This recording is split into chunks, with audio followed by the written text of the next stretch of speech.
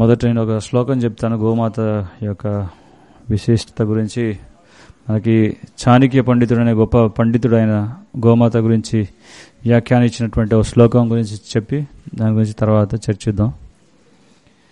నాతో పాటు చెప్పండి. ఓం శ్రీ సురభ్యై నమః.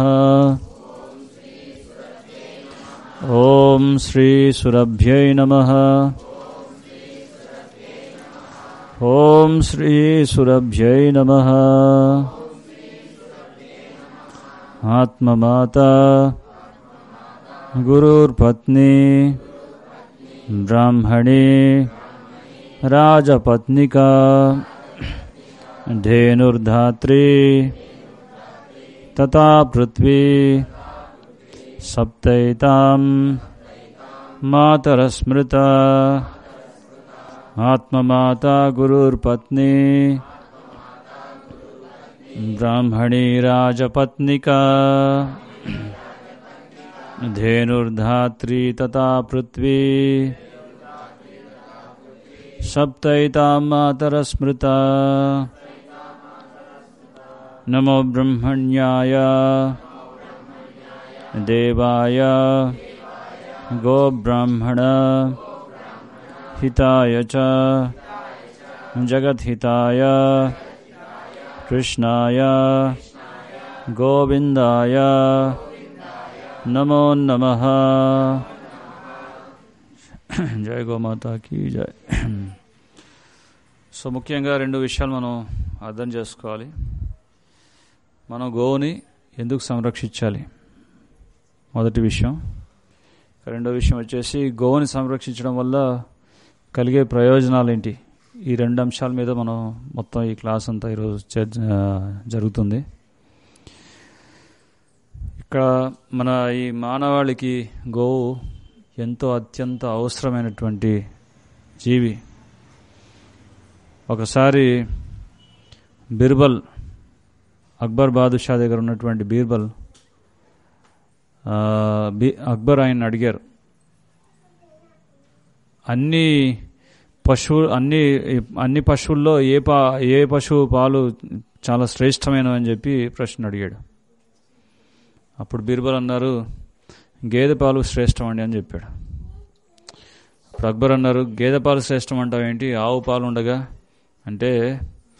అప్పుడు బీర్బల్ అంటారు, మహారాజా, ఆవు పశువు కాదు, తల్లితో సమానం. ఆవు పశువు కాదు, తల్లితో సమానం. సో అలా ఆవుని పశువుగా చూడకూడదని చెప్పేసి ఆయనకి చెప్పడం జరిగిందనమాట. సో అదే విషయాన్ని మనకు చాణక్య పండితుడు, గొప్ప మహా పండితుడు, బ్రాహ్మణోత్తముడు చాణక్యుడు ఇందాక చదివినటువంటి శ్లోకంలో అదే విషయాన్ని వెల్లడిస్తున్నారు. ఏంటది? ఆత్మమాత.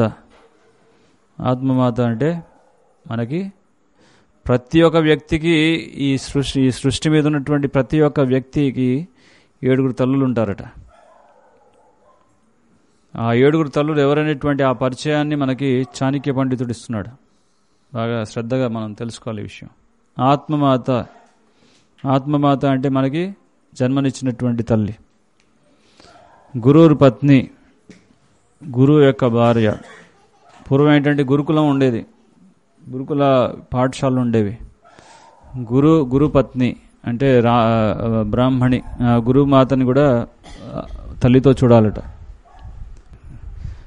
ఇక ఆత్మమాత, గురు పత్ని, బ్రాహ్మణి, బ్రాహ్మణుడి యొక్క పత్ని కూడా తల్లితో సమానం. రాజపత్నిక అనగా రాజు యొక్క భార్య, రాజమాత అంటాం. ఆత్మమాత, గురుపత్ని, బ్రాహ్మణి, రాజపత్నిక 4. ధేనుర్ధాత్రి. ధేను అంటే ఎవరు? కామధేను. మొట్టమొదట ఈ కామధేను అని ఏ విధంగా ఎందుకు పిలుస్తాం? ఆవుని కామధేను ఎందుకు పిలుస్తాం? ఎవరైనా చెప్తారా? కామధేను అని విన్నారుగా పేరు, చాలాసార్లు మనం వింటాం. కామధేను అని పిలుస్తుంటాం. కరెక్ట్, ప్రభుజీ చెప్తున్నారు. మనకు కావాల్సినటువంటి కోరికలన్నీ తీర్చేటటువంటి ఆ సమర్థత ఆ గోవుకుంది. అందుకే కామధేను అంటాం. కల్పవృక్షం అంటాం. సో మనకి బృందావనం యొక్క పరిచయంలో బ్రహ్మ సంహిత అనేటువంటి గ్రంథంలో వర్ణిస్తున్నారు.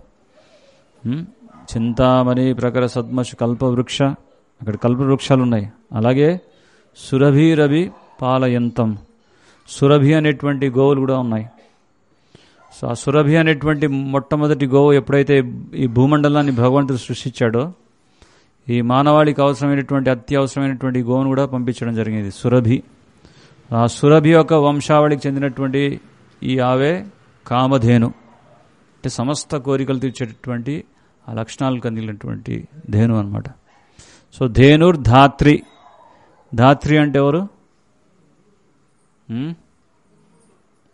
ఎవరండి? పెంచిన తల్లి. మనం చిన్నమ్మ అంటాంగా, మన అప్పుడప్పుడు లాలన పాలన చూస్తుంటారు, అమ్మతో పాటు సరి సమానంగా ఒకరు ఉంటారు మనకి చిన్నప్పుడు, మనం పెంచి పెద్ద చేస్తారు. ధాత్రి, ధేనుర్ ధాత్రి. తర్వాత ఆఖరులో తథా పృథ్వీ, ఈ కాకర్లో వచ్చేది పృథ్వీ. పృథ్వీ అంటే భూమాత. సో అలా 7 తల్లులు ఉంటారు ప్రతి ఒక్కరికి కూడా. సో ఇక్కడ భాగవతంలో మనకి శ్రీల ప్రభుపాదుల వారు మనకి భాగవతం కనుక మనం క్షుణ్ణంగా చదివినట్టయితే, ఈ గోవు అనేటువంటి ఈ మాతని ఎప్పుడైతే ఏ సమాజంలో అయితే దాన్ని సరిగా పట్టించుకోరో, ఎప్పుడైతే ఆ గోవుని వధించేటటువంటి ఆ సమాజం ఏదైతే ఉందో, ఆ సమాజం అనేది భ్రష్టు పట్టడానికి సిద్ధంగా ఉందని చెప్తున్నారు. అది ఒక డిస్ట్రక్షన్ అన్నమాట. అదే పతనానికి పతనమయ్యేటువంటి ఆ వాతావరణాన్ని సృష్టించుకుంటుందని చెప్పి అర్థం అన్నమాట గోవుని వధించడం వల్ల. ఈ ప్రకృతి వైపరీత్యాలు దాపరిస్తుంటాయి, భూకంపాలు, ఇవన్నీ కరువు కాటకాలు, సకాలంలో వర్షాలు కూడా, ఆహార ధాన్యాలు సరిగ్గా దొరకవు. సో ఎందుకంటే గోవు రక్షించబడట్లేదు ఆ ప్రదేశంలో. సో ఇదే ప్రస్తావన తీసుకొస్తారు భాగవతంలో. గోవు రక్షించబడకపోతే మానవాళికి అదొక చాలా భ్రష్టాచారం లాంటిది, అదొక పెద్ద చాలా దయనీయ పరిస్థితి అన్నమాట, చాలా దుర్భరమైనటువంటి పరిస్థితి గోవును రక్షించకపోతే. సో ఎందుకు ఈ విధంగా గోవుని ఇంత ప్రాధాన్యత ఇస్తున్నారు? ఏంటి దీంట్లో రహస్యం? గోవు అంటే బ్రాహ్మణుడు తను చేసేటటువంటి ప్రతి పూజా పునస్కారాలు, బ్రాహ్మణుడిని పురోహితుడు అంటారు. పురోహితుడు అంటే పరుల యొక్క హితం కోసం తను కొన్ని పూజలు పునస్కారాలు చేస్తుంటాడు, యజ్ఞాలు యాగాలు చేస్తుంటాడు, భగవంతుడికి అర్చన చేస్తుంటాడు. సో సర్వే జనా సుఖినో భవతు, అందరూ సుఖంగా సంతోషంగా ఉండాలి, సమాజంలో ఎటువంటి కష్టాలు లేకుండా ప్రశాంతమైన జీవితం గడపాలని చెప్పి అందరూ కోరుకుంటారు. అందుకే దేవాలయాలకు వస్తారు. అలాగే పురోహితుడు అంటే పరుల యొక్క హితం కోసం వాళ్ళకు శ్రేయస్కరమైనటువంటి కార్యాలు చేస్తుంటాడు బ్రాహ్మణుడు. కానీ బ్రాహ్మణుడికి అతి ముఖ్యమైనటువంటి చేసే ప్రతి పూజలో అవసరమైనటువంటి ద్రవ్యాలన్నీ కూడా గోమాత సమకూరుస్తున్నాయి. ఇప్పుడు బ్రాహ్మణుడు గుళ్ళో శాలిగ్రామ శిలకి అభిషేకం చేయాలనుకోండి, గోవు పంచకాలు కావాలి. విగ్రహాలకి విగ్రహ ప్రతిష్ఠ చేయాలన్నా, ప్రాణ ప్రతిష్ఠ చేయాలన్నా, యజ్ఞాలు చేయాలన్నా గోవు యొక్క ద్రవ్యాలు చాలా అవసరం అక్కడ. సో గోవు యొక్క ప్రమేయం లేనిది మన భారతీయ సంస్కృతిలో ఏ సంస్కారం కూడా జరగబడదు. మానవుడు పుట్టినప్పటి నుంచి గిట్టే వరకు, చనిపోయే వరకు తన జీవిత కాలంలో అంతా కూడా ఎన్నో సంస్కారాలు చేయబడుతుంది. అంటే జన్మనా జాయతే శూద్ర సంస్కారాత్ భవే ద్విజ అన్నారు. జన్మతః అందరూ కూడా శూద్రులే, కానీ సంస్కారాల ద్వారా వాళ్ళు ఉద్ధరించబడతారు. అందుకే సంస్కారాలు చాలా అవసరం అని చెప్తారు. పుట్టగానే నామకరణ, తర్వాత పెరిగిన తర్వాత అన్నప్రాస, ఇవన్నీ సంస్కారాలు అన్నమాట. వివాహ సంస్కారం, తర్వాత అంతిమ సమయంలో కూడా అంత్యేష్టి కర్మ. సో ఇవన్నీ సంస్కారాలు మానవుడికి చాలా ఇది అవసరం. అందుకే ఈ సంస్కారాలన్నీ చేయాలంటే గోవు యొక్క ప్రమేయం అనేది చాలా అవసరం అక్కడ. గోవు యొక్క ప్రమేయం లేనిది ఏ సంస్కారం కూడా జరపబడదు. సో అలా గోవు ఎంతో మంది భక్తులకి, బ్రాహ్మణులకి సేవ చేస్తున్నటువంటి గోవు భగవంతుడికి చాలా ప్రియం అన్నమాట. ఎవరైనా తన భక్తులకి, బ్రాహ్మణులకి సేవ చేస్తే భగవంతుడికి చాలా ప్రియులు అవుతారు. సో అందులో ముఖ్య పాత్ర వహిస్తుంది గోవు. సో అలా ఈ గోవుని ఎప్పుడైతే వధిస్తారో, ఏ సమాజం అయితే గోహత్య కబేళాలను ప్రారంభిస్తారో ఆ సమాజం భ్రష్టు పట్టినట్టే అని స్పష్టంగా భాగవతంలో చెప్పడం జరిగింది. ఒక సమాజం బాగుండాలంటే 5 రక్షించబడాలి. మనకి భాగవతంలో వర్ణిస్తారు. ఒకటి వచ్చేసి మొట్టమొదట గోవు, తర్వాత స్త్రీలు, తర్వాత వృద్ధులు, ఆ తర్వాత పసిపిల్లలు, ఆ తర్వాత బ్రాహ్మణుడు. గోవులు, స్త్రీలు, వృద్ధులు, బ్రాహ్మణులు, పసిపిల్లవాళ్ళు. సో వీళ్ళంతా కూడా రక్షించబడాలి.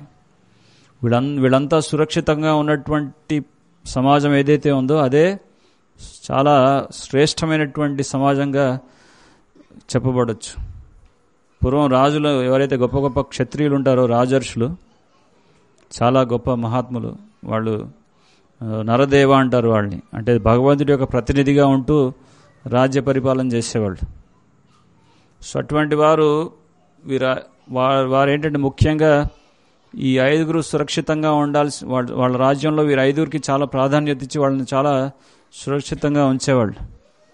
అప్పుడు ఆ రాజ్యం అంతా కూడా ఎంతో సస్యశ్యామలంగా, ఎంతో సమృద్ధిగా, ఎంతో ఆనందంగా చాలా రాజ్య పరిపాలన జరిగేది.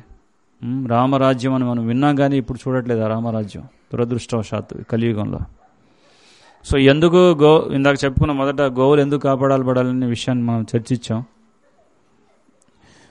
పూర్వం రాజులు కేవలం మనుషులనే తమ ప్రజలుగా భావించేవారు కాదు. ప్రజ అంటే కేవలం మనుషులే కాదండి. ప్రజ అంటే కేవలం మనుషులను భావిస్తాం, మనుషులే కాదు. ప్రజ అంటే అక్కడ ఉన్నటువంటి జీవరాశులు, ఎవరైతే రాజ్యంలో ఉన్నటువంటి జీవులు ఉన్నాయో వాళ్ళంతా కూడా రాజు యొక్క ప్రజలతో సమానమే. అందులో ముఖ్యంగా గోవు కూడా రాజు యొక్క ప్రజతో సమానమే. దానికి ఒక నిదర్శనంగా ఒక చిన్న కథ చెప్తాను మీకు. ఒకసారి ఒక రాజుగారు, చాలా గొప్ప మహానుభావుడు, చక్కగా పరిపాలన చేస్తున్నాడు. ఆయన పరిపాలనలో ఎటువంటి లోటుపాట్లు లేవు. సో ఎవరు ఏదైనా కష్టం వచ్చిందనుకోండి వెళ్ళి రాజుగారికి చెప్పుకునేవారు కాదు. అయ్యా రాజా, ఈ విధంగా కష్టాలు పడుతున్నావు, మా సమస్యలు ఇలా ఉన్నాయని చెప్పి వస్తుంటారు కదా రాజుగారి దగ్గరికి. కానీ అక్కడ ప్రజలు ఎవరూ రావట్లేదు. అప్పుడు రాజుగారు ఏంటి, ఆయనకి సందేహం ఏర్పడిందనమాట. అదేంటి, ఇంత చక్కగా పరిపాలిస్తున్నానో లేదో నాకే తెలియట్లేదు, అసలు ఎవరు నా దగ్గర రావట్లేదే, కష్టాలు చెప్పుకోవట్లేదే అని చెప్పి ఆయనకి ఒక సందేహం ఏర్పడింది. పూర్వం ఏంటంటే రాజులు ఒక మారు వేషాల్లో గూఢాచారులకు వెళ్ళి ప్రజలు వాళ్ళ గురించి, వారి పరిపాలన గురించి ఏం చర్చిస్తున్నారని మారు వేషాల్లో వెళ్ళి సంచరిస్తూ కనుక్కునేవాళ్ళు అనమాట. సో ఇప్పుడు ఈ రాజు ఏం పథకం వేశాడంటే, సరే నా ప్రజలు నా దగ్గర రావడానికి భయపడుతున్నారేమో, సందేహిస్తున్నారేమో, సో వాడికి ఒక విషయాన్ని వెల్లడిస్తాడు ప్రజలందరికీ. తన రాజ్యం యొక్క ద్వారం ఎదుట ఒక పెద్ద గంటని కట్టుతాడు. సో ఎవరైనా సరే వచ్చి ఆ గంటను మోగిస్తే నేను ఏ సమయంలో అయినా సరే వాళ్ళకు ఉన్నటువంటి సమస్యను ఆలకించి ఆ సమస్యను తీర్చడానికి సిద్ధంగా ఉన్నాను. మీరు నిస్సందేహంగా నిర్మోహమాటంగా వచ్చి ఏ సమయంలో అయినా సరే మీకు ఏ కష్టం వచ్చినా సరే ఆ గంటను మోగించండి అని చెప్పి వెల్లడిస్తాడు రాజుగారు. ఆ గంటని, అంత పెద్ద గంట ద్వారం దగ్గర పెట్టినా కానీ ఆ గంటని ఎవరు మోగించట్లేదు. అంటే అందరూ ప్రశాంతంగా ఉన్నారని అర్థం అన్నమాట. కానీ ఒక సమయంలో ఒక అర్ధరాత్రి వేళ ఠంగ్ అనే గంట మోగిందనమాట. సో అది మోగినప్పుడే రాజుగారు అకస్మాత్తుగా మేలుకొని, ఏంటి ఎవరికి సమస్య దాపరిచిందని చెప్పేసి వెంటనే పరిగెట్టుకుంటూ వెళ్ళి చూస్తే అక్కడ ఎవరు మనిషి కనపడలేదు. అక్కడ ఎవరు కనపడ్డారు? గోవు కనపడింది. సో గోవు కనపడేసరికి ఏంటి సమస్య అని గోవును అడిగితే, అంటే ఆ గోవుకు వచ్చిన సమస్య ఏంటో తెలుసుకుందాం అనే ఆ కుతూహలతో ఆ గోవు ఏడుస్తూ గంటను మోగిస్తుంది. సో అది ఏంటి సమస్య అంటే, అది దాని వెనుక వెళ్తూ ఉంటే ఆఖరికి అది ఒక ప్రాంతానికి తీసుకెళ్తుంది రాజుగారిని. తీసుకెళ్తాక దాని దూడ మార్గ మధ్యంలో చనిపోయి మొత్తం రక్తంతో తడిచి శవంలా పడి ఉంటుందన్నమాట అక్కడ. సో రాజుగారికి చూడంగానే హృదయం కరిగిపోతుంది. ఎంతో బాధతో అంటారు, ఎవరి అఘాయిత్యం చేసినటువంటి ఆ రాక్షసుడు, ఆ దుష్టుడు ఎవరైనా సరే నేను వెంటనే దండిస్తానని చెప్పి ప్రమాణం చేస్తాడు రాజు. ఒక క్షత్రియుడికి ఉండేటువంటి లక్షణం ఏంటంటే ప్రాణజాయ వచన్నజాయ ప్రాణజాయ వచన్నజాయ, అంటే తను ఇచ్చినటువంటి మాటను ఎట్టి పరిస్థితుల్లో నిలుపుకుంటాడు రాజు క్షత్రియుడు. అది ఒక లక్షణం, క్షత్రియుడికి ఉండే లక్షణం. అయితే ఈ రాజుగారు అలా మాట ఇవ్వగానే అక్కడ ఉన్నటువంటి ప్రజ వాళ్ళంతా కూడా రాజుగారిని చూసి మాటను ఉపసంహరించుకోండి స్వామి అది ఇది అని చెప్పి వాళ్ళు బాగా బాధపడుతున్నారు. అంటే రాజుగారు ఆ మాట ఇవ్వగానే, సో ఏంటి ఎవరు ఈ పని చేసింది, ఈ అగత్యం చేసింది ఎవరు, చెప్పండి నాకు నిర్భయంగా చెప్పండి అది ఇది అంటారు. అప్పుడు అక్కడ ఉన్నటువంటి ప్రజలు ఏం చెప్తారంటే, స్వామి ఎవరో కాదు, యువరాజు గారే, మీ కుమారుడే, స్వయంగా మీ కుమారుడే అతి వేగంగా రథాన్ని నడుపుతూ ఈ దూడ నుంచి దూసుకు వెళ్ళిపోయాడు. ఆ రథం కింద పడి ఆ దూడ నలిగి చనిపోయిందని చెప్పి చెప్తారు అన్నమాట. రాజు ఏం చేస్తాడు ఆ టైంలో? నా కొడుకు అని చెప్పి వదిలేస్తాడా? ఆయన ఏం చేస్తాడు, తన కుమారుడైనా సరే 2 కాళ్ళు చేతులు కట్టేసి ఆ మార్గమధ్యంలో ఆయన అలాగే పడుకోబెట్టి ఈ రాజే స్వయంగా రథం నడుపుతూ దాని మించి తీసుకెళ్ళిపోయాడు అన్నమాట కుమారుడు, తన కొడుకు మీద నుంచి రథాన్ని. అలా కాళ్ళు చేతులు 2 విరిగిపోయి అవిటి వాళ్ళలాగా అయిపోయాడు. సో తండ్రి ఇంత కషాయవాడు అంటే వాళ్ళకి తెలుసు, అక్కడ ఆ రాజుగారికి తెలుసు గోవు అంటే గోమాత అదొక పశువు కాదు, దానికి ఎంతో ఉన్నతమైనటువంటి ప్రాధాన్యత ఇవ్వడం జరుగుతుంది సమాజంలో. అప్పట్లో అంత గొప్ప రాజులు ఉండేవాళ్ళు. ఇప్పుడు ఎవరు యథారాజ తథా ప్రజ, ఇప్పుడున్నటువంటి నాయకులు అటువంటి ఆ యోగ్యత, అటువంటి ఆ విచక్షణ, అటువంటి ఆ భావన ఏవీ లేకుండా రాజ్య పరిపాలన చేస్తున్నారు. జస్ట్ ప్రజలకి మాయమాటలు చెప్పి మభ్యపెట్టి సారాయి లేకపోతే మాంసం తినిపించేసి ఓట్లు వేయించుకుంటున్నారు. అది జరుగుతుంది దుష్ట రాజ్య పరిపాలన. సో అలాగే ప్రజలు కూడా అదేవిధంగా గోల్ని పట్టించుకోవట్లేదు ఆ పరిస్థితి ఇప్పుడు. సో పూర్వం అలా ఉండేదన్నమాట. సో ఈ కథ వల్ల మనం అర్థం చేసుకోవచ్చు గోవుకి ఎంత ప్రాధాన్యత ఇచ్చారు. ఇక తర్వాత స్త్రీలు, సమాజంలో స్త్రీలు కూడా రక్షించబడాలి. ఛత్రపతి శివాజీ మహారాజ్ ఆయన మనకి చెప్పుకోవచ్చు ఆఖరి క్షత్రియుడు అని. ఒక సందర్భంలో ఈ మొహమ్మదీయ సైనికులు వాళ్ళ యొక్క రాజకన్య పల్లకిలో వెళ్తుంటే వీళ్ళు బంధిస్తారు. శివాజీ మహారాజు యొక్క సైనికులు బంధించి, రాజా మీకు ఒక బహుమతి తీసుకొచ్చామని చెప్పి ఆ అందమైన స్త్రీ, ఆవిడ మొహమ్మదీయ రాజు యొక్క కుమార్తె, ఆమె తీసుకొని రాజు దగ్గరికి వస్తారు, శివాజీ దగ్గరికి. ఇప్పుడు శివాజీ అంటాడు, ఎంత పెదవ పని చేశారు, ఇంకోసారి ఈ పని ఎవరు చేసినా నా వాళ్ళని క్షమాభిక్ష కూడా లేకుండా మిమ్మల్ని కూడా దండిస్తానని చెప్పి వాళ్ళని బాగా మందలించడం జరుగుతుంది. తర్వాత ఎవరైతే వీళ్ళు ఆ స్త్రీని అపహరించుకొని తీసుకొచ్చారో ఆమెని ఎంతో క్షమాపణ వేడుకొని, నువ్వు నాకు తోబుట్టుతో సమానం అని చెప్పి, ఒక తోబుట్టు అయితే అన్నగారి ఇంటికి వస్తే చక్కగా చీర గాజులు ఇచ్చేసి సాంప్రదాయ పద్ధతిలో వాళ్ళకి ఎంతో సత్కారం చేసి ఏ విధంగా అయితే ఒక అన్న సోదరిని బహుమతితో పురస్కరిస్తారు, అదేవిధంగా శివాజీ మహారాజు కూడా ఆ స్త్రీని అదేవిధంగా చక్కగా గౌరవించి ఆమెకి అన్ని చక్కగా ఆభూషణాలు ఇవన్నీ బహుమతిగా ఇచ్చి చాలా సాధారణంగా చాలా గౌరవంగా తిరిగి వారి రాజ్యాన్ని చేర్చాడనమాట. అప్పుడు ఎవరైతే ఆ శత్రు రాజు ఉన్నాడో మొహమ్మదీయుడు, ఆయన అన్నాడు, నేను చాలా గర్విస్తున్నాను, నాకెంత గర్వం, శివాజీ లాంటి వాడు నాకు శత్రువు, ఆయనతో నేను పోరాడాలి, అంత గొప్ప రాజు అని చెప్పి ఆయన శత్రువు అయినా సరే కీర్తించడం మొదలుపెట్టాడు ఆయన ఆ మొహమ్మదీయుడు. సో అది అలా ఆ విధంగా స్త్రీలు అనేవాళ్ళు చాలా సంరక్షించబడారు సరైనటువంటి ఒక సమాజంలో అంటే. కానీ ఇప్పుడు పరిస్థితి ఎలా ఉంది? నిన్నగాక మొన్ననే బాంబేలో ఉన్నాం.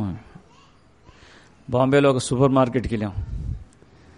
ప్రతి ఒక్క ప్రోడక్ట్ మీద, ఈవెన్ మనం వాడుకునే ఒక సూది పిన్, గుండు సూది, ఆ సూది ప్యాకెట్ మీద కూడా స్త్రీ బొమ్మలు ఉన్నాయి అర్ధనగ్నంగా.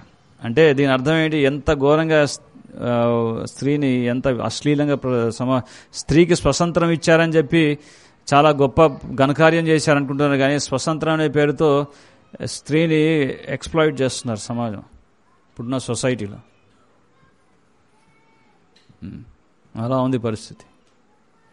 సో అలా స్త్రీలు కూడా ఎక్కడైతే రక్షించబడతారో అది చాలా గొప్ప మహోత్తరమైనటువంటి ఒక మంచి సభ్య సమాజంగా మనం గుర్తించవచ్చు. తర్వాత వృద్ధాప్యంలో ఉన్నవాళ్ళు. సో వృద్ధాప్యంలో ఉన్నవాళ్ళు ఎందుకు వాళ్ళకి రక్షణ అవసరం? ఎందుకంటే వాళ్ళ జీవితం యొక్క చరమ అంతిమ సమయానికి చేరుకొని ఉన్నారు వాళ్ళు అనమాట, అంతిమ మెట్టులో ఉన్నారు వాళ్ళు. తర్వాత శరీరాన్ని వదలాల్సిందే. భగవద్గీతలు చెప్తారు, వాసాంసి జీర్ణాన్ని యథా విహాయ నవాని గృహణాతి నరోపరాణి. అంటే ఈ శరీరం విడవడం అనేది, ఎప్పుడైతే శరీరం పాతపడిపోతుందో మళ్ళీ నూతన వస్త్రాన్ని ధరిస్తాం మనం. సో అలాగే ఈ శరీరం అనేది కూడా ఒక దుస్తులు లాంటివి అని చెప్తున్నారు. ఈ శరీరంలో ఉన్నది ఆత్మ. సో ఈ వృద్ధాప్యం అనేది పాతపడినటువంటి శరీరం లాంటిది. సో దాన్ని వదలాల్సిందే. నేను వృద్ధుడిని కాను, నేను వదలనంటే కుదరదు. ఇది ప్రకృతి యొక్క నియమమే. సో ఆ ఆఖరి ఘట్టంలో ఉన్నటువంటి వృద్ధులు వాళ్ళు యం వాపి స్మరణ్ భావం త్యజంతి అంతే కలేవరం. అంటే ఎటువంటి భావన ఉంటుందో వాళ్ళ మృత్యు సమయంలో దాని అనుసారంగా వాళ్ళకి కలేవరం అంటే ఇంకొక శరీరాన్ని, ఇంకొక దేహాన్ని పొందుతారనమాట. సో అటువంటి వాళ్ళకి మంచి ఒక మహత్తరమైనటువంటి అవకాశాన్ని కలిగించాలి. ఎలా? వాళ్ళలో ఉన్నటువంటి ఆధ్యాత్మిక భావాన్ని పెంపొందించే విధంగా వాళ్ళకి ఆ రక్షణ, వాళ్ళకి ఆ అవకాశాన్ని కలిగిస్తూ ఉండాలి. ఆ విధంగా వానప్రస్థ ఆశ్రమంలో ఉండే విధంగా వాళ్ళకి ప్రోత్సహించాలి. కానీ ఇప్పుడు ప్రస్తుతం వృద్ధులు ఆ విధంగా రక్షించబడ్డారా? దారిలో బస్సులు వస్తుంటే ఎన్నో ఓల్డేజ్ హోమ్స్ కనపడుతున్నాయి నాకు. ఇన్ని ఓల్డేజ్ హోమ్స్ ఉన్నాయంటే అది మన సమాజం ప్రగతి సాధించిందా? కాదు. ప్రగతి సాధించడం కాదు. ఇక్కడ ఓల్డేజ్ హోమ్స్ ఓపెన్ చేసామంటే మనం ఎంతో ప్రగతి సాధించామని కాదు అర్థం. ఇక్కడ అర్థం ఏంటంటే కన్న కొడుకులే ఎంతో కష్టపడి పెంచి పెద్ద చేసినటువంటి తండ్రినే లెక్క చేయకుండా ఆఖరికి వృద్ధాప్యంలో వదిలేసి వాళ్ళంతటి వాళ్ళు ఆ విధంగా అశ్రద్ధ చేస్తున్నారని అర్థం అన్నమాట. సో ఈ విధంగా వృద్ధావస్థ చింతాశక్త. వృద్ధాప్యంలో చింత ఎక్కువ ఉంటుంది, ఆందోళన ఎక్కువ ఉంటుంది. ఎస్పెషలీ యువావస్థలో ఇప్పుడు పిల్లలు చూస్తున్నారు మీరు. చిన్నపిల్లలు ఏంటి, బాగా బాలావస్థ క్రీడాసక్త, ఎప్పుడు ఆడాలి. చిన్నప్పుడు అటు ఇటు పరిగెడుతున్నారు, మీకు ప్రాక్టికల్ కనపడుతుంది ఇక్కడ. సో ఎప్పుడు క్రీడ మీద ఆసక్తి. బాలావస్థ క్రీడాసక్త. తరుణస్థావ తరుణీసక్త. ఇక కొంచెం వయసు రాగానే యువావస్థలో అప్పుడు ఆకర్షణ. తర్వాత ఆఖరి ఘట్టం వృద్ధావస్థ. వృద్ధావస్థలో వృద్ధాప్యంలో చింత బాగా పెరిగిపోతుంది. సో ఈ చింత ఎందుకు పెరుగుతుంది? ముఖ్యంగా శరీరంలో ఉన్నటువంటి అవయవాలు సహకారంగా మనకి సరిగా సహకరించవు. కళ్ళు సరిగా కనపడదు, తిన్న ఆహారం సరిగా జీర్ణించుకోలేము, చెవులు మందగిస్తాయి, వినలేము. సో ఈ వృద్ధావస్థలో ఇంకా చింత ఎక్కువ పెరుగుతుంది. మనం మాట్లాడేది ఎవ్వరూ పట్టించుకోరు. మనం ఎంత మాట్లాడే ముసలాడ కూర్చో పక్కనంట. సహజంగా అదే జరుగుతుందిగా. సో చింత పెరిగిపోతుంది. ఇంకా వాళ్ళకి చింత ఇవ్వకూడదు. అందుకే వృద్ధులు అనే వాళ్ళని బాగా సురక్షితంగా ఉంచడం వాళ్ళకి ఒక వానప్రస్థ ఆశ్రమం కలిగించేసి చక్కగా ప్రతినిత్యం భగవంతుడి సన్నిధిలో వాళ్ళకి ఒక సేవ అవకాశం ఇచ్చినట్టయితే వాళ్ళు ప్రశాంతంగా భగవంతుని స్మరిస్తూ భాగవతాన్ని వింటూ భగవంతుడు కల్పించిన ప్రసాదం భుజిస్తూ తర్వాత వాళ్ళ శేష జీవించాన్ని ముగించి తర్వాత ఉన్నత గతిని పొందుతారు. అందుకే వృద్ధులు రక్షించబడాలి. తర్వాత పిల్లలు. ఇప్పుడు మీరు చూస్తున్నారు ఈ పసిపిల్లలు, వీళ్ళకి గురుకులం మనం ఏర్పాటు చేస్తున్నాం. సో గురుకుల విద్యా విధానం ఏంటంటే వాళ్ళకి చిన్నప్పటి నుంచే, బాల్యం నుంచే మంచి సంస్కారాలు ఇవ్వడానికి. ఇప్పుడున్నటువంటి ప్రస్తుతం ఉన్నటువంటి స్కూల్స్, కాలేజెస్ ఈ సంస్కారాలు ఏమి ఇవ్వట్లేదండి. ఇవన్నీ కూడా బ్రిటిష్ ఎడ్యుకేషనల్ సిస్టమ్. దీంట్లో ఏంటి, బాగా ఇన్ఫర్మేషన్ ఇస్తున్నారు, కానీ వాళ్ళలో ఉన్నటువంటి క్యారెక్టర్, వాళ్ళలో ఉన్నటువంటి ఆ మంచి అవలక్షణాలు పెంపొందించుకునేటువంటి ఆ అవకాశాలు ఏమీ పొందట్లేదు. సో అలా ఉంది విద్యా విధానం. గురుకుల విద్యా విధానం లేదు. సో చిన్నప్పుడే చాణక్యుడు చెప్తాడు, బాల్యావస్థలో 5 సంవత్సరాల నుంచి 15 సంవత్సరాలు వాళ్ళకి చక్కగా క్రమశిక్షణలో గురుకులంలో గురువు యొక్క ఆధ్వర్యంలో ఉంచినట్టయితే వాళ్ళు మంచి సంస్కారవంతులుగా ఉంటూ మంచి సమాజానికి ఒక మంచి నాయకులుగా మారుతారు. కానీ కేవలం మామూలుగా భౌతికమైనటువంటి జడ విద్యను మాత్రం ఇచ్చినట్టయితే వాళ్ళు ఎటువంటి సంస్కారాలు లేనివి ఉండవు అన్నమాట. కాకర్లో బ్రాహ్మణుడు, వీళ్ళు కూడా రక్షించబడాలి. సో ఈ బ్రాహ్మణులు అనేవాళ్ళు కూడా, బ్రాహ్మణులు ఇప్పుడు ఒక సమాజం అంటే మనకి 4 ఆశ్రమాలు ఉన్నాయి. 4 ఆశ్రమాలు ఏంటి? బ్రహ్మచారి, గృహస్థ, వనప్రస్థ, సన్యాసం. అలాగే 4 వర్ణాలు ఉన్నాయి. ఏంటి? బ్రాహ్మణ, క్షత్రియ, వైశ్య, శూద్ర. సో ఈ బ్రాహ్మణుడు అనేవాడు ఈ 4 వర్ణాలు ఏవైతే ఉన్నాయో, ఈ సమాజం అంతా కూడా మనకు ఒక శరీరం లాంటిది. మన శరీరంతో పోలుస్తారు. ఈ శిరస్సు, ఈ స్థల భాగం వచ్చేసి బ్రాహ్మణుడు అయితే, ఈ భుజాలు వచ్చేసి క్షత్రియుడు, ఇక ఈ ఉదరం, ఈ కడుపు వచ్చేసి వైశ్యుడు, ఇక 2 కాళ్ళు వచ్చేసి శూద్రుడు. సో మన శరీరంతో ఈ 4 వర్ణాలని 4 ఆశ్రమాలని పోల్చారు. సో చెయ్యి లేకపోతే పర్వాలేదు, మేనేజ్ చేసుకోవచ్చు. కాళ్ళు లేకపోతే సరే మేనేజ్ చేసుకోవచ్చు. కానీ తల లేకపోతే తలకాయ లేని సమాజం అంటారు. సో ఇప్పుడు అదే ఉంది పరిస్థితి. అందుకే బ్రాహ్మణుడు అనేవాడు తలతో సమానం అంటారు, intelligent class of people. So వాళ్ళకి సంరక్షణ ఇచ్చినట్టయితే సమాజం సక్రమంగా నడిపించే విధంగా వాళ్ళు దాన్ని తీర్చిదిద్దగలరు అనమాట. అందుకే బ్రాహ్మణుడు అనేవాడు రక్షించబడాలి. సో ఇక్కడ ముఖ్యంగా ఆవు చాలా ముఖ్యమైనటువంటి పాత్రను వహిస్తుంది. మనం ఇంత చెప్పుకున్నాం తల్లితో సమానమని. మనకి ముఖ్యంగా ఈ వ్యవసాయం, మన భారతదేశం అనేది టెక్నాలజీ ప్రధానం కాదు. మన భారతదేశం కృషి ప్రధాన దేశం. పూర్వం ఏంటంటే జై జవాన్ జై కిసాన్ అనేవాళ్ళు.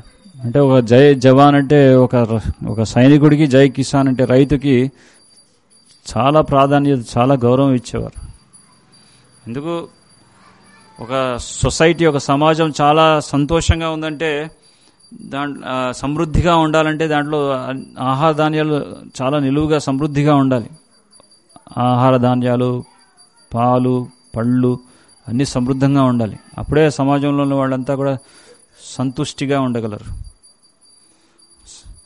సో ఈ కృషి ప్రధాన దేశమైనటువంటి భారతదేశాన్ని పూర్వం సోనేకా చిడియా అనేవాడు, బంగారు పిచ్చుక. అంటే అంత సమృద్ధిగా ఉంది. మనకు శాస్త్రంగా అదే చెప్తుందన్నమాట. ధనవంతుడంటే నిర్వచనం ఏదో పెద్ద పెద్ద మేడలు కట్టేసి ఉన్నవాడు ధనవంతుడు కాదు. గవయో ధనవాన్ ధాన్యో ధనవాన్ అన్నారు. అంటే గావులు మరియు ధాన్యం నిలువున్నటువంటి వాడు నిజమైన ధనవంతుడు అని చెప్తున్నారు. సో ఈ రైతు అనేవాడు ఎంతో ప్రధానమైనటువంటి పాత్రను పోషిస్తున్నాడు. మా ఆచార్యులు ప్రభుపాదులు వారు చెప్తారు, ఒక ఉదాహరణ చెప్తారు. ఏం చెప్తున్నారంటే, మీరు ఇప్పుడు పెద్ద పెద్ద ఇండస్ట్రీస్, ఫ్యాక్టరీస్ ఇవన్నీ కడుతున్నారు. ఇండస్ట్రీలలో, ఫ్యాక్టరీలలో ఎన్నో రకరకాల యంత్రాలు తయారవుతుంటాయి. నట్స్, బోల్ట్స్ ఇవన్నీ తయారవుతుంటాయి. సో మా ప్రభుపాదులు వారు అంటారు, మీరు నట్స్, బోల్ట్స్ తిని బతకలేరు, లేకపోతే కంప్యూటర్ చిప్స్ తిని బతకలేరు. మీకేం కావాలి? ఆహారం కావాలి. సో అది ఎవరు ప్రొడ్యూస్ చేస్తున్నారు? ఫ్యాక్టరీస్ నుంచి వస్తుంది మనకు ఆహారం అంతా కూడా. ఎక్కడి నుంచి వస్తుంది? భూమి నుంచి వస్తుంది. భూమాత ఇస్తుంది మనకి. సో ఆ భూమిని చాలా దారుణంగా ఇది చేస్తున్నారు చూడండి. భూమిని ఎంత ఎక్స్ప్లాయిట్ చేస్తున్నారు. అనవసరంగా తవ్వకాలు చేసి దాంట్లో పెట్రోలియం తీయడం, భూమి మీద అన్ని రకరకాల రసాయనాలు వేసి ఆ భూ సారాన్నంతా కూడా తగ్గించేస్తున్నారు. ఇందాక ట్రైన్లో వచ్చేటప్పుడు ఒక రైతుతో మాట్లాడుతున్నాం. మాకు ఎక్కువ రాబడి కావాలి కదండి, అందుకే రసాయనాలు చల్లుతున్నాం. ఎక్కడి నుంచి వస్తున్నాడు? ఖమ్మం నుంచి గుంటూరుకి వెళ్తున్నాడు. ఎందుకయ్యా ఖమ్మం నుంచి గుంటూరుకి వస్తున్నాం అంటే, మందులు కొనుక్కోవడానికి అన్నాడు. ఏంటి మీ ఆరోగ్య సమస్య ఏమన్నా? ఏంటంటే, నాకు ఆరోగ్య సమస్య ఏం లేదు, మా పొలాల్లో వేయడానికి మందులు కావాలి. రసాయనాలు అక్కడ గుంటూరులో మాకు తెలిసిన ఆయన ఉన్నాడు, తక్కువ ధరకి ఇస్తాడట, అందుకే అది కొనుక్కొని మా పొలంలో జల్లడానికి వెళ్తున్నాను అన్నాడు. చెప్పాను, ఒక గంట సేపు మాట్లాడాను. చూడయా, నువ్వు అనుకుంటున్నావు దానివల్ల నువ్వు ఏదో పెద్ద గొప్ప పని చేస్తున్నావు అని. కానీ నువ్వు అంత రసాయనాలు చల్లుతున్నావు భూమి మీద, అది నువ్వు కూడా పీలుస్తున్నావుగా. నువ్వు పీలవడం వల్ల నీకు ప్రమాదకరమే. ఆ పండించినటువంటి ఆహారాన్ని మార్కెట్లో అమ్మడం వల్ల వాళ్ళకి ప్రమాదకరమే. సో అక్కడ ఉన్నటువంటి పరిసర ప్రాంతాల్లో ఉన్నటువంటి గ్రామస్తులందరికీ కూడా ప్రమాదమే. అందుకే ఈ క్యాన్సర్ వస్తుంది. ఒక పంజాబ్ నుంచి హర్యానాకి ఒక ట్రైన్ వేశారు. ఆ ట్రైన్ పేరు క్యాన్సర్ ట్రైన్ అట. మనకి తుంగభద్ర కృష్ణ ఎక్స్ప్రెస్ ఎట్లాగో క్యాన్సర్ ఎక్స్ప్రెస్ అది. క్యాన్సర్ ఎక్స్ప్రెస్ ఎందుకని పేరు పెట్టారంటే అక్కడ ప్రతి ఒక్క రైతు కుటుంబంలో ఏదో ఒకరికి కంపల్సరీ క్యాన్సర్ వస్తుందట. ఎందుకంటే బాగా రసాయనాలు తెగ చల్లేసి భూమిని భ్రష్టు పట్టించేస్తున్నారు. సో అది వాళ్ళు కూడా పీలుస్తున్నారుగా, దానివల్ల క్యాన్సర్. సో ఆ ట్రైన్ ఎక్కేదంతా కూడా క్యాన్సర్తో పీడితులైనటువంటి వాళ్ళే. సో అక్కడికి వెళ్ళి హర్యానా అక్కడ ట్రీట్మెంట్ తీసుకొని వస్తుంటారు. సో ఇది ప్రగతి కాదు, ఇది చాలా దౌర్భాగ్య పరిస్థితి. పూర్వం ఇవన్నీ రాకముందు వ్యవసాయం జరగలేదా? జరిగింది. చాలా 100 సంవత్సరాలు బతికేవాళ్ళు. ఇప్పుడు 100 సంవత్సరాలు చెప్పుకుంటున్నాం. 100 సంవత్సరాలు కాదు, 60 సంవత్సరాలు కూడా తర్వాత కూడా గ్యారెంటీ లేదు, 50 తర్వాత కూడా గ్యారెంటీ లేదు. 30 ఏళ్లకే హార్ట్ అటాక్ వస్తుంది, 30 ఏళ్లకే షుగర్, డయాబెటీస్ వస్తుంది. సో ఇది ప్రగతి కాదు. ఎందుకంటే మనం ఈ విధంగా ఈ రసాయనాలు వేసి ఇవన్నీ చల్లి భూమిని అంతా కూడా నిస్సారవంతంగా చేస్తున్నాం. అలాగే తినే ఆహారంలో కూడా ఎటువంటి సారం లేవు కారణంగా అనారోగ్యానికి గురవుతున్నాం అన్నమాట. అయితే మనకి ఒక సమాజం బాగుండాలనేటువంటి నిదర్శన సాక్షాత్తు భగవంతుడు కృష్ణుడు బలరాముడి చూపిస్తున్నారు. కృష్ణ బలరాములు ఎక్కడున్నారు? గోకులంలో. గోకులం అంటే అర్థం ఏంటి? గోకుల అంటే ఈ గోవునే ముఖ్యంగా ప్రధానంగా వాళ్ళ జీవితం యొక్క అంశంగా ఏర్పరచుకుని ఆ విధంగా ఏర్పడినటువంటి ఆ సమాజాన్ని గోకులం అంటారు. సో అక్కడ నందమహారాజు, నంద యశోద వీళ్ళంతా గోకులంలో ఉన్నవాళ్ళు. వాళ్ళకి అతి ముఖ్యమైనటువంటి వ్యాపకం ఏంటి? గో సంరక్షణ. కృష్ణుడి బలరాముడి, ఓకే నువ్వు రాజుగారి కుటుంబంలో పుట్టేగా, నువ్వు ఇంకా నీకు వేరే ఇతర కార్యాన్ని అప్పచెప్తాం ఏం చెప్పలేదు.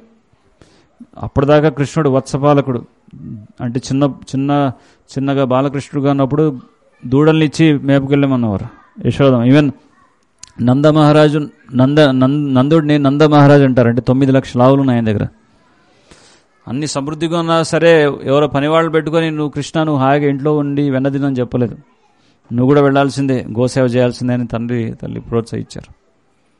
సో కృష్ణుడు స్వయంగా చిన్నప్పుడేమో చిన్న బాలకృష్ణుడుగా ఉన్నప్పుడు వత్సపాలకుడు, తర్వాత ఈ గోపాష్టమైనటువంటి తిథి ఆయనకి గోపాలకుడు అంటే గోవులు 7 ఏళ్ల వయసు ప్రాయంలో వచ్చినప్పుడు కృష్ణుడికి బలరాముడికి గోవుల్ని ఇచ్చారు. గోవుల్ని ఎద్దుల్ని మేపుకొని రమ్మని. గోచరణ భూమిలో తిరిగేవారు వాళ్ళు స్వయంగా. రామావతారంలో రాముడు అనుకున్నాడు, నేను రాముడిగా అయోధ్య రాజుగా ఉన్నాను, నాకు స్వయంగా గోవు సేవ చేసే అవకాశం దొరకలేదే అని చెప్పి మళ్ళీ ఆయన్నే సాక్షాత్తు భగవంతుడు కృష్ణుడిగా వచ్చి స్వయంగా గోవుని ఏ విధంగా సేవ చేస్తూ చూపించాలనేటువంటి మనకి ప్రత్యేకంగా ఆయన్నే స్ఫూర్తిస్తున్నాడు మనకి. అందుకే గోవింద గోపాల అంటుంటాం. తిరుపతికి వెళ్ళేప్పుడు గోవింద అంటాం. ఎందుకు? కొండెక్కుతాం భగవంతుడి యొక్క అనుగ్రహాన్ని పొందడానికి, గోవిందుడి యొక్క అనుగ్రహాన్ని పొందడానికి. చాలా తపస్య చేస్తాం అంత పెద్ద కొండెక్కి స్వామి దర్శనానికి. కానీ వాస్తవంగా గోవిందుడి యొక్క అనుగ్రహాన్ని పొందాలంటే ఆ గోవిందుడికి అత్యంత ప్రియమైనటువంటి గోవుని కనుక మనం శ్రద్ధగా చూసుకున్నట్టయితే గోవిందుడి యొక్క అనుగ్రహాన్ని పొందినట్టే. ఎందుకు? తిరుపతిలో వెంకటేశ్వర స్వామి కూడా మొట్టమొదటి నివేదన ఏం జరుగుతుంది? లడ్డు కాదు, మనకి లడ్డు, తిరుపతి లడ్డు. ఫస్ట్ నైవేద్యం ఏంటి? ఆవు పాలే. ఫస్ట్ వెంకటేశ్వర స్వామి ఎప్పుడైతే ఆ శేషాద్రి శిఖరంలో ఆ పుట్టలో ఉన్నారో స్వయంగా బ్రహ్మ శివుడే గోవు యొక్క రూపాన్ని ఆకృతిని దాల్చి ఆయనే వచ్చి క్షీరాన్ని ఇచ్చేవాడు పుట్టలో. ఈ కథ అందరికీ తెలుసుగా. సో అలా మొట్టమొదటి తిరుపతి కొండ మీద మొట్టమొదటి ప్రసాదం ఆవు పాలే ఈరోజు వరకు. ఆ మొట్టమొదటి ద్వారాన్ని తెలిసేవాడు కూడా గొల్లవాడే. ఎంతమంది ప్రధాన అర్చకులు ఉన్నారు, ఎంత పండితులు ఉన్నారు ఉండవచ్చు తిరుపతిలో. ఎంతో గొప్ప వ్యాఖ్యానస ఆగమ శాస్త్రాన్ని పారంగతులు చేసినటువంటి మహామహా విద్వాంసులు ఉండవచ్చు. కానీ మొట్టమొదటి ద్వారం తెరిచేది ఎవరు? గొల్లవాడే. సో అంత ఇష్టం కృష్ణుడికి గోవులంటే అర్థం చేసుకోండి. కానీ ఇప్పుడు దురదృష్టవశాత్తు గోసేవ, వ్యవసాయం అంటే అది ఒక పెద్ద నామోషి అయిపోయింది. రైతులు అనుకుంటారు నా కొడుకు రైతు అవ్వకూడదు, సాఫ్ట్వేర్ అవ్వాలనుకుంటాడు. బాగా చదివిద్దామని పట్టణాలకు పంపిస్తున్నారు వ్యవసాయాన్ని వదిలిపెట్టి. కానీ వాడు ఆ చదువులతో ఎంత చెడు సావాసం చేస్తూ 90% పట్టణాలకు వెళ్ళినటువంటి విద్యార్థులంతా చెడిపోతున్నారు. అన్ని రకరకాల వ్యసనాలకు గురవుతున్నారు. మనకి ఇంటి నుంచి బయట వరకు వెళ్ళినప్పుడే తెలుసు మమ్మీ డాడీ గుడ్ బై అన్నంతవరకే. తర్వాత బయటికి వెళ్ళిన ఎవరు పట్టించుకుంటున్నారు, ఎవరు చెడిపోతున్నారు. ఇప్పుడు నా సొసైటీ ఎలా ఉంది, ఫ్రెండ్ సర్కిల్ ఎలా ఉంది తెలుసా? సిగరెట్లతో అన్నీ అలవాట్లే. డ్రగ్స్ కూడా అలవాటు చేసుకుంటున్నారు. ఇప్పుడు డ్రగ్స్ కూడా స్టార్ట్ అయిపోయింది మన హైదరాబాద్ సిటీలోనే. సో ఇలా ఇప్పుడున్నటువంటి వ్యవస్థ, మనకి కృషి ప్రధాన దేశమైన భారతదేశంలో ఆర్టిఫిషియల్గా టెక్నాలజీ తీసుకొచ్చేసి ఏదో ప్రగతి సాధిద్దామని చూస్తున్నాం. కానీ ఇది కాదు మన భారతీయ సంస్కృతి. సో ఇక్కడ మనకి పరీక్షిత్ భాగవతంలో ఈ పరీక్షిత్ మహారాజుల వారు, పాండవుల యొక్క మునిమనుడైనటువంటి పరీక్షిత్, మొట్టమొదట ఎప్పుడైతే ఈ కలిపురుషుడు తన యొక్క ప్రహారం చేశాడో, ఎవరి మీద చేశాడు? గోవు మీద చేశాడు. సో గోవు మీద చేసినప్పుడు వెంటనే అడ్డుకోవడానికి వచ్చారు పరీక్షిత్ మహారాజుల వారు. సో ఇక్కడ అర్థం చేసుకోవాల్సిన విషయం ఏంటంటే, ఎవరైనా సరే ఈ రాక్షస రాజ్యాన్ని స్థాపించాలనుకున్న వాళ్ళు, ఈ రాక్షసులు, ఈ దుండగులు అంతా కూడా వీళ్ళు ప్రహారం చేసేది మొట్టమొదట గోవు మీదే, గోవు మీద, బ్రాహ్మణుల మీద. సో గోవు మీద, బ్రాహ్మణుల మీద కనుక వాళ్ళు అటాక్ చేశారనుకోండి, అప్పుడు ఆటోమేటిక్గా మిగతా వాళ్ళందరినీ ఆటోమేటిక్గా కంట్రోల్లో పెట్టేయచ్చు. ఎందుకంటే గోవు యొక్క క్షీరం, పాలు కనుక ఎవరైతే తాగుతారో వాళ్ళ మేధాశక్తి చాలా గొప్పగా ఉంటుంది, వాళ్ళకి విచక్షణ జ్ఞానం చాలా అద్భుతంగా ఉంటుంది. సో ఆ గోవు యొక్క క్షీరాన్ని తాగకుండా చేయాలిగా, వాళ్ళ మంద మనస్కులుగా వాళ్ళని మార్చాలిగా. సో అదే ప్రయోగం చేశారు ఎవరు? ఈ బ్రిటిష్ వాళ్ళు వచ్చి. వాళ్ళు ఏం చేశారు? మీరు పాలు తాగకండి, కషాయాలు తాగకండి, మేము ఇస్తాం మీకు ఒక మంచి ఛాయ్, టీ. సో ఏం చేశారు వాళ్ళు? ఫస్ట్ ఇంట్రడ్యూస్ 1913 సంవత్సరంలో వాళ్ళు బ్రిటిష్ వాళ్ళ ఎప్పుడైతే ఈ బ్రిటిష్ పరిపాలన జరుగుతుందో చాలా ఫ్రీగా పంచడం మొదలుపెట్టారు టీ, కాఫీలు. సో అలా మనకి టీ అలవాటు చేశారు. తర్వాత 1913 సంవత్సరంలో కలకత్తా నగరంలో మొట్టమొదటిసారి కబేడాలు స్టార్ట్ చేశారు. గోహత్య కబేడాలు. అప్పుడు ఏం చేశారు? ఇది ముస్లిమ్స్ చేశారని వాళ్ళ మీద దోషిస్తారు. సో అలా ఆ ముస్లిం వాళ్ళని వాళ్ళ దాంట్లోనే కబీడాల్లో ఉద్యోగాలు ఇచ్చి వాళ్ళని ఆ విధంగా నియమించి, ఆ విధంగా హిందువులకి ముస్లిం గొడవ పెట్టి వాళ్ళు మధ్యలో కూర్చొని తమాషా చూశారు. సో అలా గోహత్య కబీడాలు ప్రారంభమైన తర్వాత వాళ్ళ రాక్షస రాజ్యాన్ని బాగా బలవంతంగా స్థాపించడానికి ప్రయత్నం చేశారు. పూర్వం మన రామాయణం, ఈ హిరణ్యకశిపుడు, సత్యయుగంలో వీళ్ళందరూ ఈ రాక్షసులు చేసినటువంటి దాడి గురించి మనం వింటే, వాళ్ళు కూడా మొట్టమొదట దాడి చేసింది గోవుల మీద, బ్రాహ్మణుల మీదే. ఏ బ్రాహ్మణుడైనా యజ్ఞం చేస్తున్నాడు అనుకోండి, యజ్ఞాన్ని భంగపరచాలి, గోవుల్ని చంపాలి, ఇదే వాళ్ళ పని. సో అదే సేమ్ ఫామ్లో అప్లై చేశారు. సో అలా మనకి గోవుల నుంచి మనని క్రమేణా మనని దూరం చేశారు. సో ఎప్పుడైతే ఒక మనిషి గోవు నుంచి దూరం అవుతాడో ఆటోమేటిక్గా ఆ మనసు, ఆ బుద్ధి వికసించదు. ఎందుకంటే మనకి ఆహార శుద్ధ, చిత్తశుద్ధి అన్నారు. శుద్ధమైనటువంటి ఆహారం భుజిస్తే మన చైతన్యం కూడా చాలా పవిత్రంగా ఉంటుంది, చాలా యాక్టివ్గా ఉంటాం మనం. కానీ ఆ గోవు యొక్క క్షీరం నుంచి మనకు దూరం చేసి, మనకి అతి అమూల్యమైనటువంటి ఆహారం నుంచి మనం దూరం చేసి మనని బానిసల్లాగా చేసేసారు వాళ్ళు, బ్రిటిష్ వాళ్ళు. సో ఇలా మొదట వ్యవసాయం అంతా కూడా గో ఆధారిత వ్యవసాయమే జరిగేది. సో ఈ గోవు యొక్క పేడ, గోమూత్రం రెండు కూడా కలిపి మిశ్రమంగా చేసుకొని భూమి మీద చల్లితే ఆ భూమి బంగారంలాగా ఉండేది, బంగారం పండేది అక్కడ.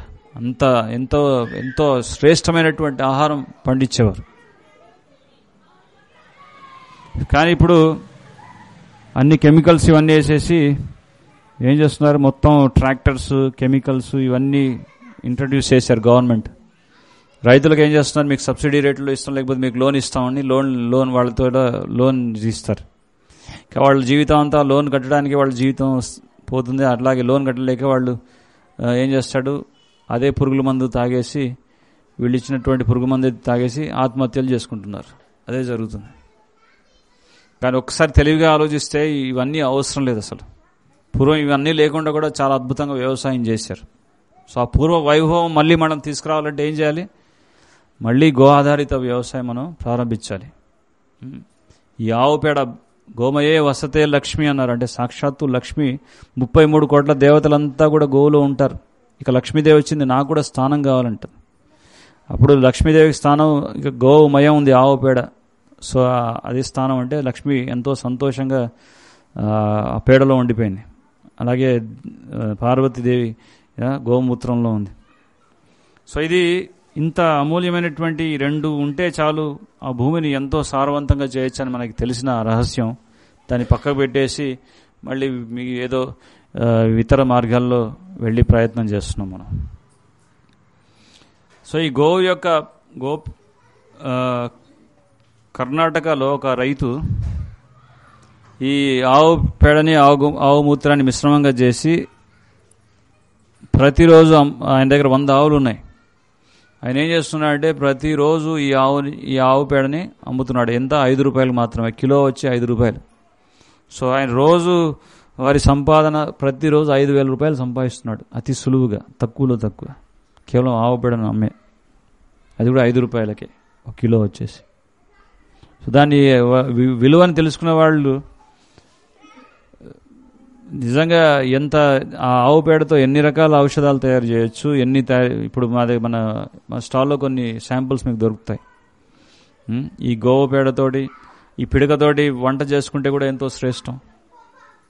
మీరు ఆవు పిడక మీద వంట చేశారనుకోండి, అది చాలా లో ఫ్లేమ్లో, మీరు ఎప్పుడైతే చాలా హై ఫ్లేమ్లో ఎక్కువ మంట పెట్టేసి గ్యాస్ పొయ్యి మీద మీరు వంట చేశారనుకోండి, ఆ ఫ్లేమ్ ఎప్పుడైతే చాలా ఎక్కువగా ఉంటుందో ఆహారంలో ఉన్నటువంటి న్యూట్రియంట్ వాల్యూస్ అన్నీ కూడా పోతాయి. మీరు తినేది ఓన్లీ సారవంతం అంతా ఓన్లీ రా మెటీరియల్, దాంట్లో ఎటువంటి సారం ఉండదు. సో ఈ ఆవు పిడక పెట్టి మీరు ఎప్పుడైతే అన్నం వండుతున్నారో, ఏదైనా మీరు వండారనుకోండి, అది చాలా లో ఫ్లేమ్లో అది హీట్ అవుతూ ఉంటుంది. అలా వండినటువంటి పదార్థంలో ఎంతో న్యూట్రియంట్ వాల్యూస్, ఎంతో పౌష్టిక పదార్థాలు ఉంటాయి. దాంట్లో పౌష్టిక విలువలు అలాగే ఉంటాయి. సో ఈరోజు ఆ రైతుతో ఎప్పుడైతే నేను ట్రైన్లో మాట్లాడుతున్నా, ఆయన అదే చెప్పాడు. వాళ్ళ ఊర్లో కూడా వాళ్ళు కుండ పెట్టేసి ఆవు పిడకలతో వండుతుంటాడు, పాలు కాస్తుంటాడు. ఆయన చెప్తున్నాడు, అటువంటి పాలు నా జీవితంలో నేను ఎక్కడ తాగలేదు. నేను బయట ఎక్కడ తాగాలన్నా అలాంటి పాలు, అంత రుచికరమైన పాలు నాకు దొరకవు మా ఇంట్లో తప్ప, నేను ఆవు పిడక మీద కాచినటువంటి పాలు తప్ప అని చెప్పి ఆయన ప్రత్యక్షంగా చెప్పాడు. ఆయన రియలైజేషన్. సో ఇది మనం కూడా ప్రత్యక్షంగా మనం అనుభూతి చెందవచ్చు, మనం అది ప్రయోగం చేస్తే ఇంట్లో. సో అలాగే ఇప్పుడు ట్రాక్టర్స్ అని ఇవన్నీ వచ్చేసాయి. దీనివల్ల అన్ఎంప్లాయ్మెంట్, 10 మంది చేసే పని ఒక ట్రాక్టర్ చేస్తుంది. అంటే 10 మందికి పని లేకుండా చేసినట్టుగా.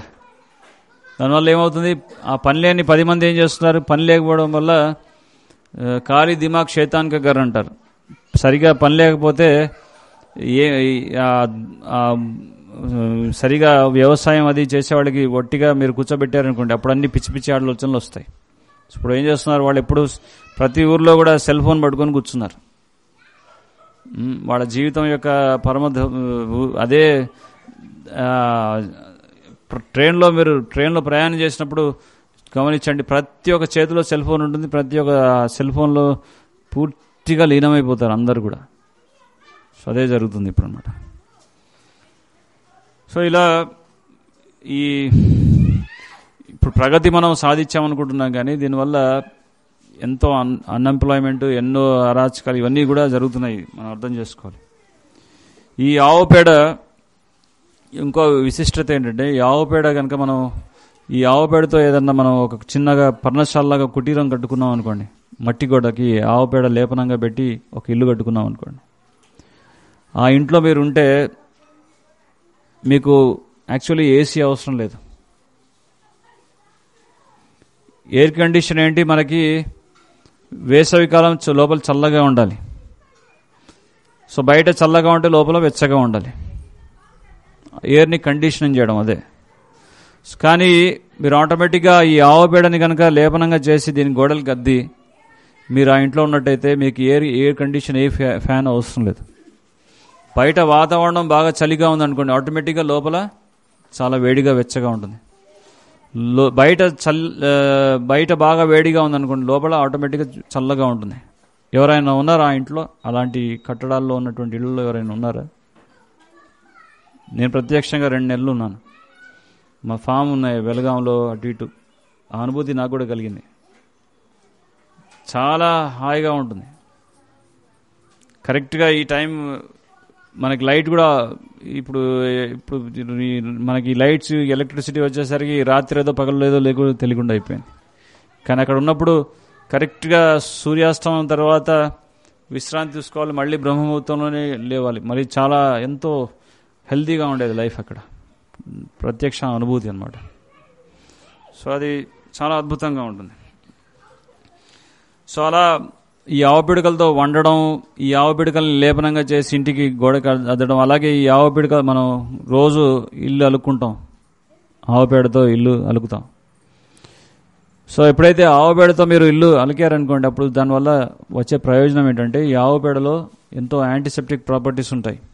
కొన్ని విషకీటకాలు, బయట ఉన్నటువంటి విషకీటకాలు లోపలికి రాకుండా నివారిస్తుంది ఈ ఆవు పేడ. అంత శక్తి ఉందన్నమాట. సో ఈ పిడక ఎప్పుడైతే మనం ఈ ఆవు పిడకలతో మనం వంట చేస్తామో, ఆ భస్మం ఏదైతే ఆ బూడిద ఉంటుందో దాంట్లో పళ్ళు తోముకోవచ్చు. చూడండి, ఏది కూడా వ్యర్థం కావట్లేదు. ఆవు ఇచ్చే పదార్థం ఏది కూడా వ్యర్థం కాదు. ఎంత ఉపయోగం చూడండి.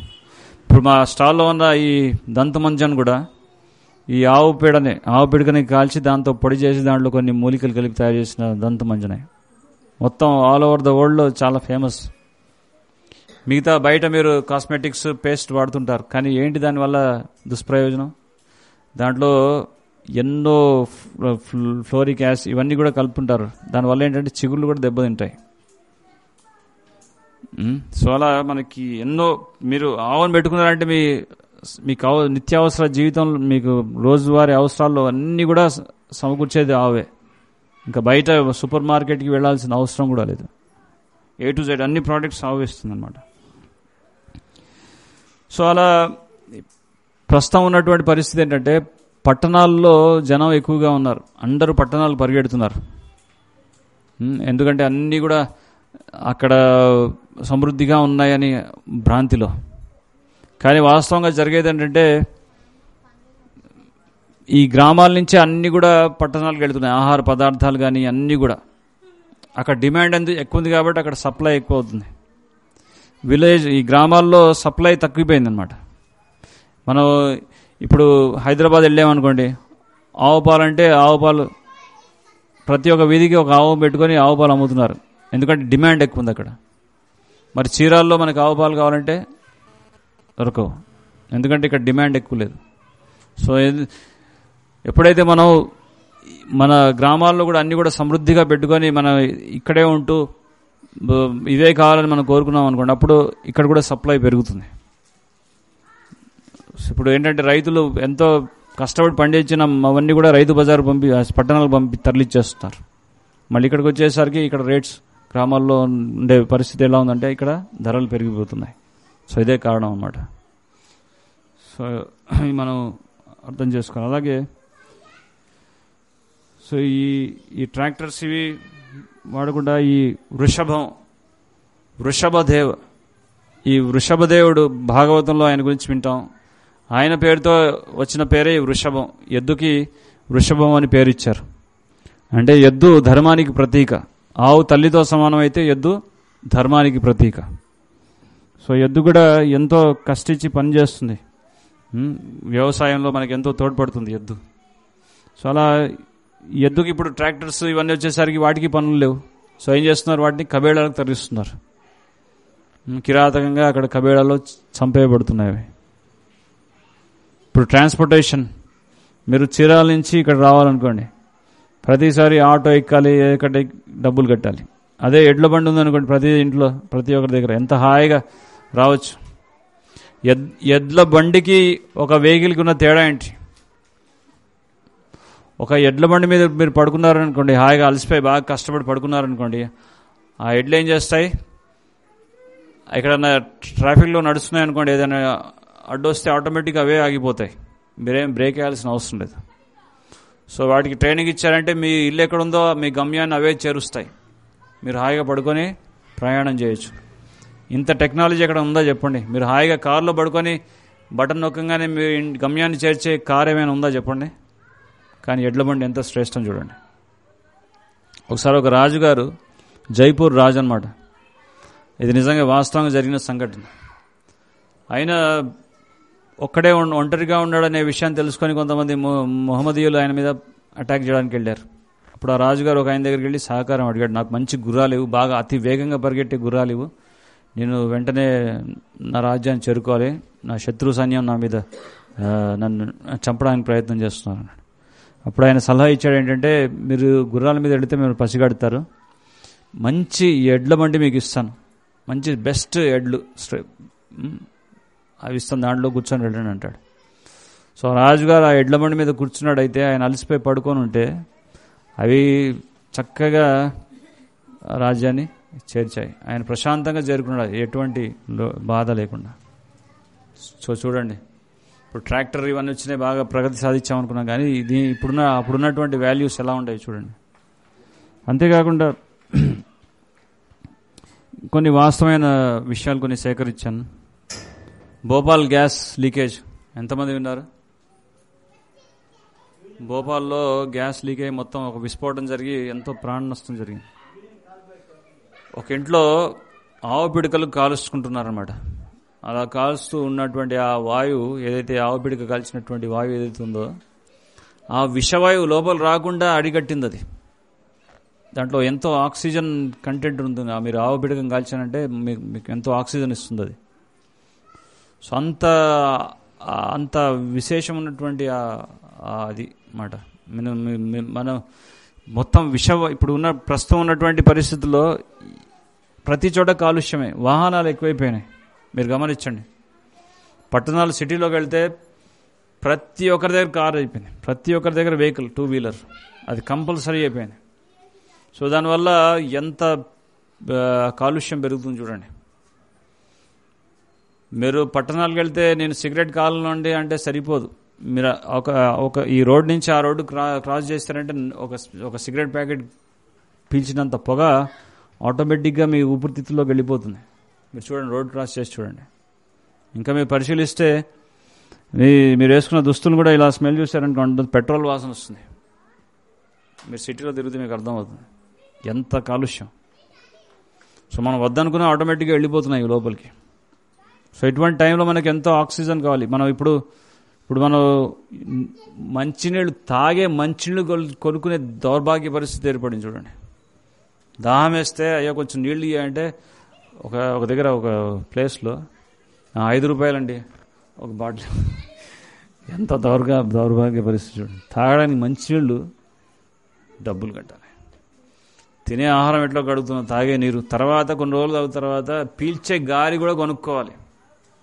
ఆటోమేటిక్గా ఆ పరిస్థితి ఏర్పడింది అనుకుంటా. రోజు వచ్చింది ఆ సిచ్యువేషన్ కొన్ని ప్లేసెస్ సిటీస్లో. వాళ్ళకి బాగా ఆక్సిజన్ లెవెల్ తగ్గిపోతే అప్పుడు ఒక క్యాబ్లోకి వెళ్ళిపోతారు, ఒక రూమ్లోకి వెళ్ళి ఆక్సిజన్ పెట్టుకొని కాస్త పీల్చుకొని రిఫ్రెష్ అయ్యి మళ్ళీ బయటికి వస్తారట. సో అది పరిస్థితి. సో ముందుగానే మనం ఇలాంటి జాగ్రత్తలు తీసుకున్నాం అనుకోండి, ఇట్లాంటి దౌర్భాగ్య పరిస్థితి వచ్చే అవకాశం లేదు మనకి. సో అలా ఇప్పుడు డాక్టర్స్ దగ్గరికి వెళ్తే కూడా ఇది కామనే అండి, జబ్బులు ఇవన్నీ కూడా 70 years అప్పుడు అందరికీ వచ్చే జబ్బులే అంటున్నారు. కానీ ఇది కామన్ కాదు. మోకాళ్ళ నొప్పులు రావడం ఇది సహజమే అంటాడు డాక్టర్ దగ్గరికి వెళ్తే. ఎందుకు సహజం? మోకాళ్ళు 70 years ఇప్పుడు మోకాళ్ళు రావడం సహజం ఏంటి? మన తాతయ్య వాళ్ళని చూసినట్టయితే వాళ్ళు 70, 80, 90, 100 సంవత్సరాల దాకా చాలా యాక్టివ్గా ఉండేవాళ్ళు. సో ఏంటంటే వాళ్ళు చక్కగా ఆవు పాలు దొరికే వాళ్ళకి. ఇప్పుడు మన ఆహారం తినే పద్ధతి తెలీదు, ఆ ఆహారం తీసుకోవడం వల్ల ఎన్నో సైడ్ ఎఫెక్ట్స్ కూడా ఉంటాయి. ఇప్పుడు నీళ్ళు తాగుతాం, నిల్చొని నీళ్ళు తాగుతాం. ఎప్పుడైతే నిల్చొని నీళ్ళు తాగితే తప్పకుండా మోకాళ్ళ నొప్పులు వస్తాయి. సో మనకి పూర్వీకులు చెప్పే పద్ధతి ఏంటంటే మోకాళ్ళ నొప్పులు ఉంటే సింపుల్ టెక్నిక్స్ ఒకటి చెప్పారు. ఏంటి? హాయిగా నిల్చొని వేడివేడిగా పాలల్లో ఆవును వేసుకొని కలుపుకొని తాగండి, నిల్చొని తాగండి, మోకాళ్ళ నొప్పులు అన్నీ మటుమాయని చెప్పి చెప్తున్నారు మన పూర్వీకులు. కానీ మనం ఏం చేస్తాం, వెళ్ళి డాక్టర్ దగ్గరికి వెళ్ళి పెద్ద పెయిన్ కిల్లర్స్ అని అన్నీ తీసుకుంటుంటాం. అవన్నీ సైడ్ ఎఫెక్ట్స్ ఇచ్చేవి. సో ఇలా ఈ వైద్యం, ఈ ఆవు ఉంటే ఆరోగ్యం ఉన్నట్టే అనే విషయం, ఆ రహస్యాన్ని మనం మర్చిపోయాం.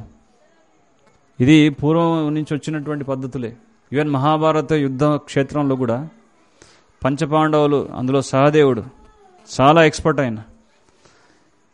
ఆ రోజు సాయంకాలం యుద్ధం అయిపోయిన తర్వాత ఎవరైతే గాయపడినటువంటి సైనికులు ఎవరైతే ఉంటారో, వాళ్ళ చేతులు వేళ్లు తెగిపోయినటువంటి సైనికులు, వాళ్ళకి చక్కటి వైద్యం చేసేవాడు సహదేవుడు.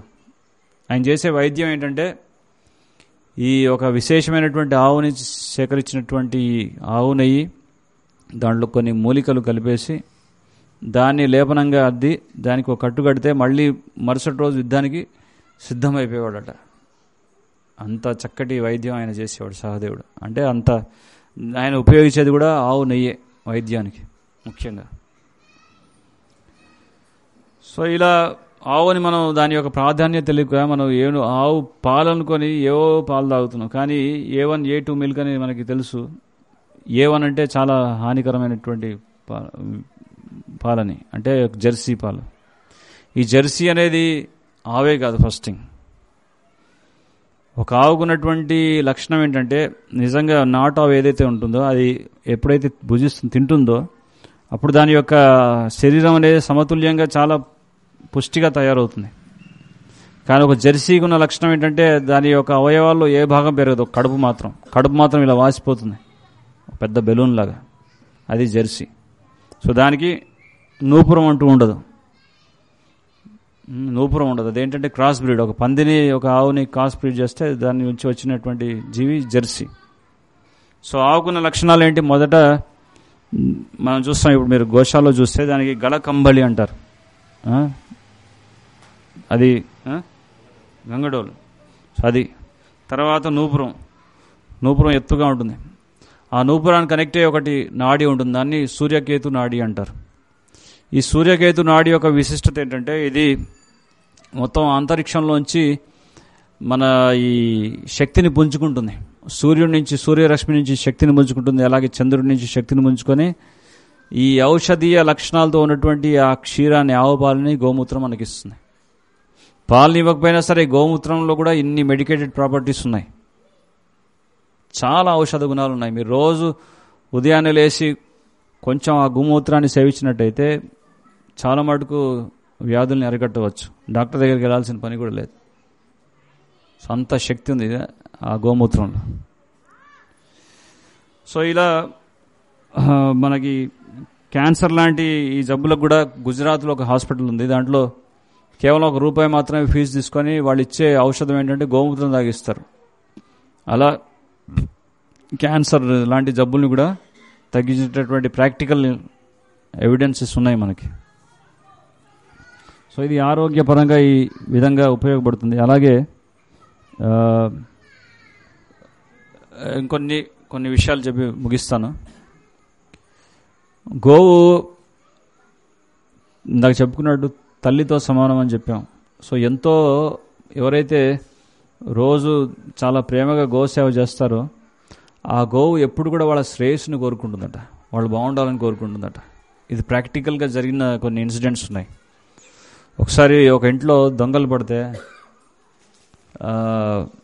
గోవు వెంటనే అది పసిగట్టి ఏం చేసింది, బాగా గట్టిగా కేకలు వేయడం మొదలుపెట్టింది. ఆ ఇంటి యజమానిని మేలుకొల్పిందనమాట. సో ఇలా కేవలం దొంగలే కాదు, కొన్ని దుష్ట ప్రభావాలు ఉంటాయి, అవి కూడా లోనికి రాకుండా గోవు అరికడుతుంది. అందుకే ఇల్లు కట్టుకున్నప్పుడు మొట్టమొదట ఏం చేస్తారు, గోమహాలక్ష్మి మా ఇంట్లో నడవాలని కోరుకుంటారు. అంటే వాస్తవంగా జరిగే విషయం ఏంటంటే, అక్కడ ఒక ప్రదేశంలో ఎక్కడైతే వాస్తు సరిగా లేకపోతే గోవు అడుగుపెట్టిందనుకోండి, ఆ వాస్తు కూడా సెటరేట్ అయిపోతుందట. అంత శక్తి ఉంది గోమాతకి. సో ఇలా ఎన్నో విషయాలు ఉన్నాయి. మన గోవుని పూజనీయం అంటాం, గోవు మనం పూజిస్తుంటాం. అంటే ఇదే సెంటిమెంట్కి కాదు, ఇది వాస్తవంగా జరిగినటువంటి విషయం ఒకటి ఉంది. ఇది బ్రిటిష్ వాళ్ళ రికార్డులో కూడా రాసుకున్నారు. ఎవరైనా విన్నారా ఇక్కడ? బ్రిటిష్ వాళ్ళు రాసుకున్న విషయం, రికార్డులో జరిగిన విషయం ఎవరైనా విన్నారా? బ్రిటిష్ కాలంలో జరిగిన విషయం ఇది, వాళ్ళ రికార్డులో రాసుకున్నారు. ఇది ఆ బ్రిటిష్ వాళ్ళ పరిపాలన సమయంలో ఒక గ్యాంగ్స్టర్స్ ఉండేవాళ్ళు, కొంతమంది దుండగులు. సో ఆ ముఠా నాయకుడు ఒకరోజు ఆయన వాళ్ళ సభ్యులకి ఏం చెప్పాడంటే, వెళ్ళి ఏదైనా తినడానికి తీసుకురండి, ఆ మేకనో కోడినో ఏదో తీసుకురండి, చంపి తిందామని. మాంసభక్షం చేసేవాళ్ళు అనమాట, కిరాతకులు వాళ్ళు. సో వాళ్ళు ఏం చేస్తారు, ఒక నిండు గర్భిణి ఉన్న ఆవుని తీసుకొని వస్తారు. తీసుకొచ్చామని చెప్పి ఆ నాయకుడి దగ్గరికి అప్పచెప్తే ఆయన ఆ ఆవు వైపు చూశాడట.